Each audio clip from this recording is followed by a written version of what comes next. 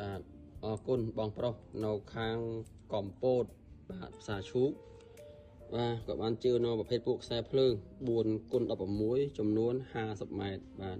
ខ្ញុំធ្វើកទួយត្រីគាត់មកស្អាតបងប្អូនណាបាទមកអេមបាទអញ្ចឹងខ្សែភ្លើងនេះធំបងប្អូនណាបាទធំបាទហើយស្វិតកស៊ូវាស្វិតបាទហើយខ្ញុំដាក់កស៊ូនៅទៅថែមឲ្យបងប្អូនណាបាទគាត់អាចកាត់មើលបានថាស្វិតប៉ុណ្ណាបងប្អូនណាស្វិតបាទខ្សែភ្លើងនេះប្រវែង50ម៉ែត្របងប្អូនណាបាទ50ម៉ែត្របាទផ្ញើទៅខាងបងប្រុសនៅខាងកំពតបាទហើយនេះថ្ងៃទី12បាទខែ8ឆ្នាំ2026បាទអរគុណបងប្រុសបាទដែលបានជួយគ្រប់គ្រងបាទអរគុណបាទមានឱកាសទៅលេងបងនៅកំពតបងប្អូនណាបាទមានបងប្អូនយើងនៅខាងកំពតគាត់ចង់ឲ្យទៅលេងច្រើនបាទអញ្ចឹងហើយអរគុណអ្នកកំពតបាទហ្នឹងហើយចាំមានឱកាសនឹងជួបគ្នាបាទអរគុណ